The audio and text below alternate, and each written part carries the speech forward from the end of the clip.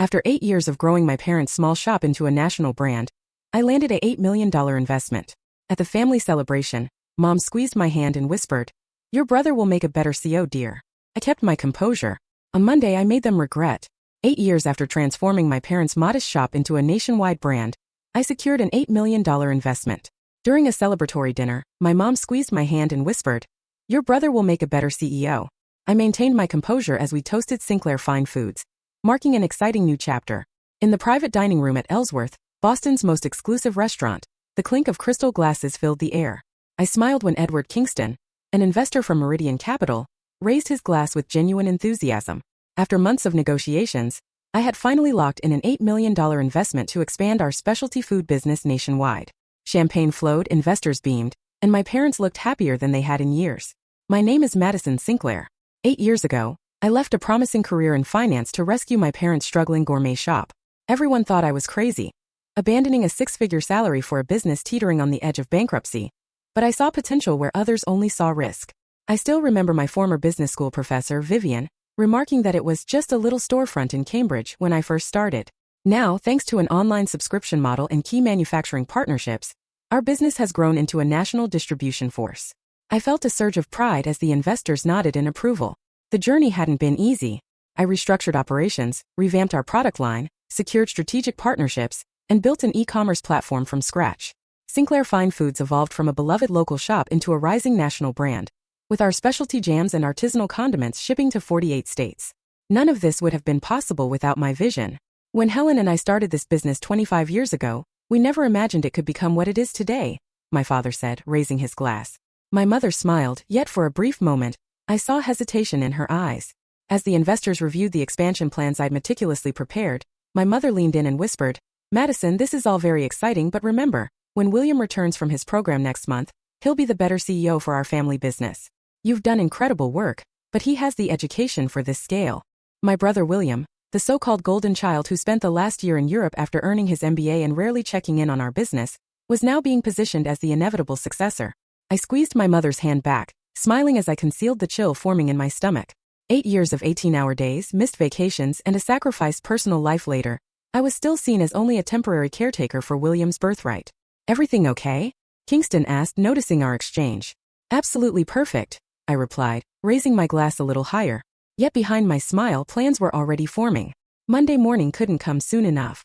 I recalled the day my father called while I was a rising star at Morgan Stanley. The family business was failing.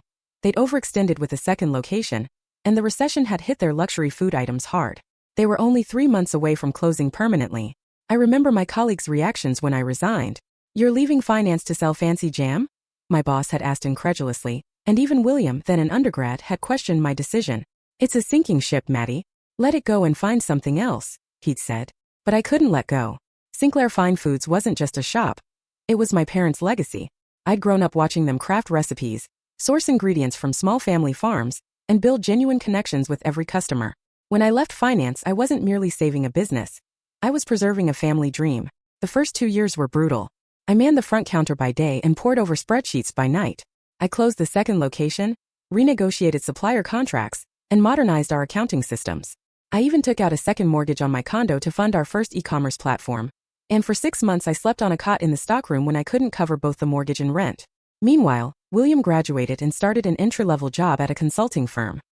He occasionally offered advice from the sidelines, but he was too busy building his own career to help with the family business.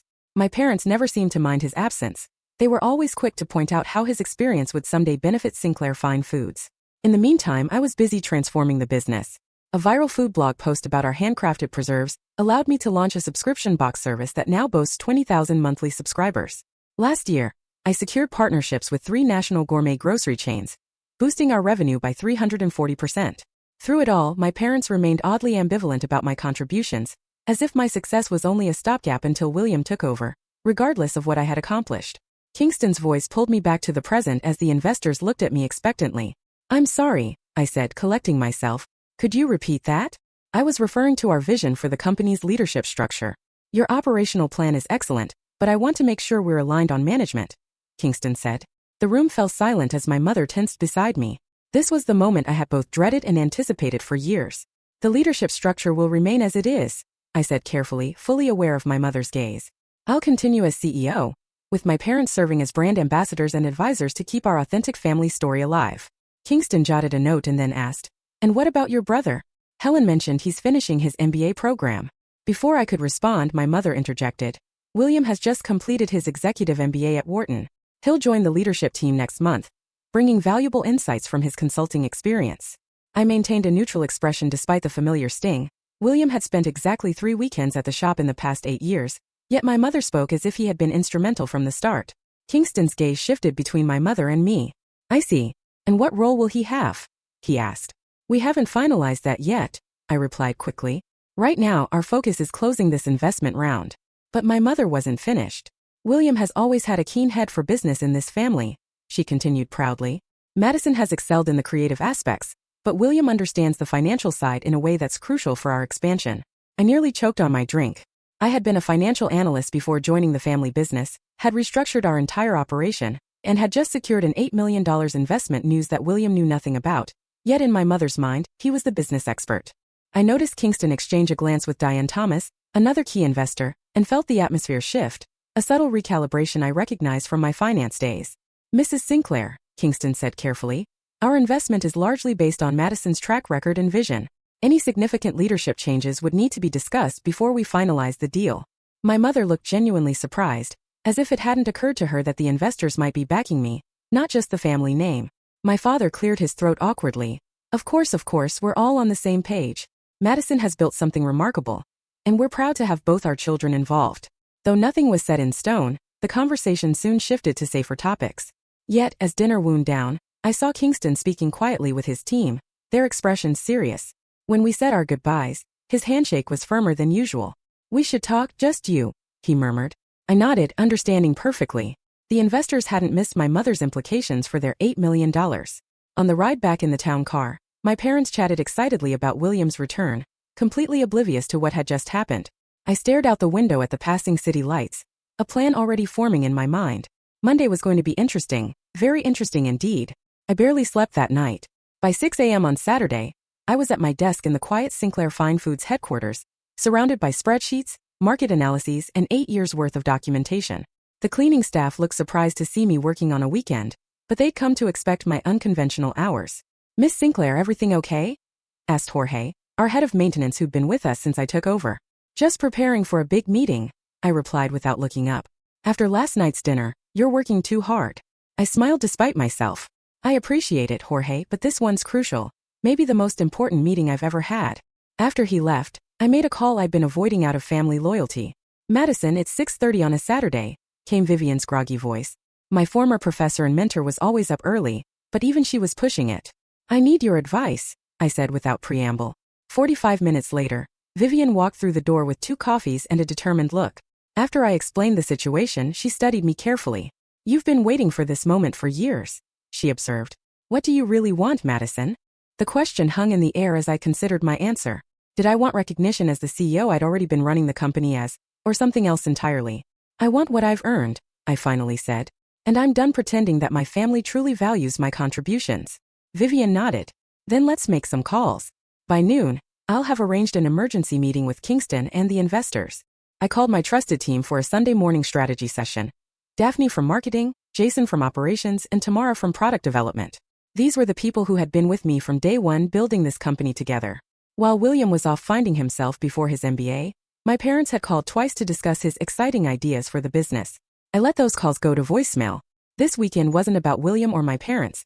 It was about securing my future, Sinclair Fine Foods or not. Sunday morning came with a heavy knot in my stomach. I'd been up until 3 a.m. running financial projections when Kingston and his team arrived at 9 o'clock sharp. Their faces mixed concern with curiosity. I've been in this business for 20 years and learned to trust my instincts. Kingston began as we gathered in the conference room. "Something at dinner last night raised red flags." "You're right to worry," I replied, sliding folders across the table. Page 1 shows the current organizational chart for Sinclair Fine Foods. Page 2 illustrates what I suspect it'll look like if my parents get their way after the investment closes. That chart painted a picture of William as CEO, while I'd be pushed into a vague creative director role with no real authority. Kingston frowned. "This isn't what we agreed on." "I know," I said. "But it's been an unspoken rule in our family. No matter what I do, William is presumed to be the heir." And on page 3, Diane Thomas flipped open her folder. I took a deep breath. That's my counterproposal. A heavy silence fell as the investors reviewed the document. My proposal laid out a new company structure. One that didn't include my parents or even the Sinclair name. This is unexpected, Kingston said. So you're suggesting we redirect our investment into a new entity that you would lead? Yes, I answered steadily. Let me show you why this makes financial sense. Our market validation is already there. I walked them through a presentation I had prepared overnight. Our customers connect with our product quality and the brand story I built, not the Sinclair name. I highlighted our sales growth and shared customer surveys that praised our innovation, sustainability, and community focus. Attributes I personally drove, not legacy ideas from my parents. What about our manufacturing partners? Thomas asked. Wouldn't you be starting over? I shook my head. Our 3 main manufacturers have contracts with renewal provisions coming up next quarter. I've maintained those relationships for years. They know who really runs this business. As the meeting went on, I outlined a full business plan for a new company that leveraged everything I built at Sinclair Fine Foods, without the family drama. Kingston remarked. This is impressive work for one weekend, but I'm guessing you've been planning this for much longer. I nodded. It's been my contingency plan for about 3 years. I've watched how my parents favor William over me, and I knew this day would come. After 2 hours of discussion, Kingston leaned back and said, We invested in you, Madison, not just in the company. The Sinclair brand has value, but you're the visionary who transformed it. He exchanged glances with his team. We need to do proper due diligence on this new approach, but I'm inclined to redirect our investment as you proposed, with some modifications to protect everyone involved. A wave of relief washed over me. Thank you. I was ready to walk away if necessary. Kingston added, I do have one condition. You need to have an honest conversation with your parents before we finalize anything. Let them see what they're about to lose. Though I dreaded that confrontation, I knew he was right. I'll speak with them tonight. After the investors left, I met with my core team, the colleagues who had helped build the company alongside me. I hadn't shared my contingency plan before, worried they might see it as disloyal. I always wondered if you had an exit strategy, Daphne said after I explained everything. The way your parents talk about William, it was only a matter of time. Jason nodded. We've been with you for years, Madison. Even if it isn't under the Sinclair name. Are you saying you'd break away? I asked, surprised by their immediate support. Absolutely, Tamara replied. We even talked about this. We figured this day might come, especially now that William's finished his MBA. Knowing my team had anticipated this and was ready to follow me gave me the final boost of confidence. They weren't just employees, they were allies who recognized my value, even when my family did not. That evening, I drove to my parents' house with a strange calm. For years I'd fought for recognition, proving my worth with dedication and results, but now I finally felt understood. No matter how successful I became, my parents would always see William as their chosen successor, despite his minimal contributions and my proven track record. As I pulled into the driveway, my phone rang. It was William calling from the airport. Hey, Maddie, he said cheerfully. I just landed. Mom mentioned a big investment. Looks like the timing of my return is perfect. I smiled quietly. I agree. I'll see you tomorrow at the office. That Sunday evening, the conversation with my parents went exactly as I expected. My mother was shocked I'd even consider breaking away from the family legacy. My father, always the peacemaker, tried to suggest a compromise, co-leading the company with William. I've been running this business alone for 8 years. I reminded them. Why would I need a co-leader when we're about to expand? You say William brings fresh perspectives. My mother insisted. He's always had the strongest business mind in the family. Based on what? I asked, keeping my voice even. His brief consulting job he quit after 2 years, his MBA, which I paid for while reinvesting my salary to save our company. My father looked pained. Madison, please understand, this was always the plan. William is the firstborn. I'm 37, I interrupted. I've increased revenue by 3,000% since I took over, and secured an $8 million investment based on my vision and execution. None of that matters because William was born first, because he's your son, not your daughter. The silence that followed said it all. They had no defense beyond tradition and preference. The investors are backing me, not the Sinclair name, I said finally. You have until tomorrow morning to decide if you want to accept that reality or lose everything I've built. I left them stunned in their living room. A family photo from my childhood hanging above the fireplace with William in the center, and me off to the side. It had always been that way, I just didn't want to see it. Monday morning arrived bright and clear. I had arranged for the investors to meet me at the office at 9 a.m., knowing my parents typically arrive around 8:30, and that William texted he'd join at 8:45. I got there at 7:30 to center my thoughts before what was coming. To my surprise, Daphne, Jason, and Tamara were already there along with a dozen other key employees. What are you all doing here so early? I asked. Daphne smiled. We wanted you to know you're not alone in this. Whatever happens today, we're with you. Their support nearly broke my composure, but I managed a grateful nod and retreated to my office to review my notes one last time. At exactly 8:30 a.m., my parents walked in, their faces tense but determined. My mother was dressed formally, as if for an important presentation, while my father looked tired, the weight of last night's argument clear on him. At 8:42, William strolled in wearing an expensive suit, exuding the casual confidence of someone who's never had to fight for recognition. He greeted employees he barely knew with handshakes and declarations of excitement about taking the helm of the family business. I watched from my glass-walled office as he moved through the room, already playing the CEO without having earned a single moment of it. My mother beamed with pride, pointing out various parts of the operation to him, as if he were a visiting dignitary rather than someone who should have been in the trenches with us for the past 8 years. At precisely 9 a.m., the elevator doors opened and Kingston arrived with his investment team and 2 partners from Meridian Capital's legal department. The office atmosphere shifted instantly. Everyone sensed something monumental was about to happen. My mother hurried over and extended her hand. "Mr. Kingston, we're so delighted you're here. I'd like to introduce you to my son William. It had just returned from. Kingston interrupted politely but firmly. "Actually, Mrs. Sinclair, we're here to speak with Madison. I think it would be best if all of us head to the conference room." The moment of reckoning had arrived. In the charged conference room, my parents and William sat on one side while the investment team sat on the other, with me at the head of the table. Years of unspoken family dynamics were about to collide with hard business realities. Kingston opened his briefcase and laid out several documents. "Before we begin, I want to clarify something important. Meridian Capital's investment was approved based on Madison's leadership and vision for this company. Our due diligence focused on her track record, her team, and her growth strategy." William shifted uncomfortably in his seat while my mother's smile remained fixed since our conversation on Friday night. Kingston continued, "We've had to reassess our position. It's clear there's a discrepancy in expectations regarding the future leadership of the company." My father cleared his throat. "We've always seen Sinclair Fine Foods as a true family business, with both our children contributing their unique strengths." "With all due respect, Mr. Sinclair," Diane Thomas interjected, "our investment was based on continuity of leadership. Madison has demonstrated exceptional business." And in that charged silence, everyone waited for the next word.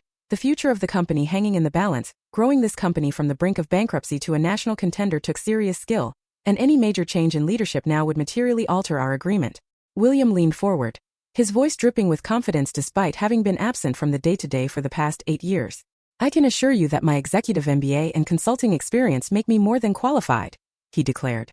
Kingston then asked bluntly to replace the very person who rescued this company, boosted its valuation by 3,000%, and secured this investment. The room fell silent. My mother's face turned pale as her eyes darted between William and Kingston. "We have a proposition," Kingston announced, sliding a folder toward my parents. "2 options, in fact. I suggest you review them carefully." With trembling hands, my parents opened the folder. Inside were 2 legal documents. The first detailed the original investment deal, but included explicit language guaranteeing that I would remain CEO for at least 5 years, while William would be confined to a non-executive role. The second document was entirely different. A term sheet for a $10 million investment in a new company that I would found and lead, completely severing any ties to the Sinclair name or family ownership. "What is this?" my father asked in a whisper. I replied calmly, "It's insurance, so that you understand what really makes this company valuable." William snatched the second document, his face flushing as he scanned its contents. "You're threatening to start a competing business, your own family." "I'm protecting the value I've created," he snapped. "Value that you had no part in building, William. Where were you when I was sleeping on a cot in the stockroom just to make payroll? When I was delivering orders myself because we couldn't afford shipping fees? When I was redesigning our entire product line while working the register?" My mother looked stricken. "Madison, you can't possibly mean to abandon our family legacy," she pleaded. Before I could respond, the conference room door opened. Daphne entered, followed by Jason, Tamara, and at least 15 other employees, many of whom had been with the company for years. "Excuse the interruption," Daphne said in a clear, confident voice, "but we need to make one thing known. If you leave to start a new company, we're all coming with you." The room erupted in whispers. My parents stared in disbelief at the assembled team, the very heartbeat of the company they thought they controlled. "The choice is yours," I said quietly. "Either recognize what I've built, and who built it, or watch me walk away with everything that makes this company valuable." For nearly 10 minutes, the only sound in the conference room was the shuffling of papers as my parents and William examined the documents before them. Kingston and his team waited patiently while the employees who had come to stand with me lingered at the edges, a living reminder of where the company's true value resided. Finally, my father sighed deeply and pushed the first document forward. "We'll sign this one," he said, his voice heavy with defeat. Madison stays as CEO. My mother's lips pressed into a thin line as she nodded in agreement, while William looked shell-shocked, his carefully constructed future crumbling before his eyes. A wise choice, Kingston remarked, signaling his legal team to finalize the paperwork. 2 hours later it was done. The investment would proceed with explicit protections for my position.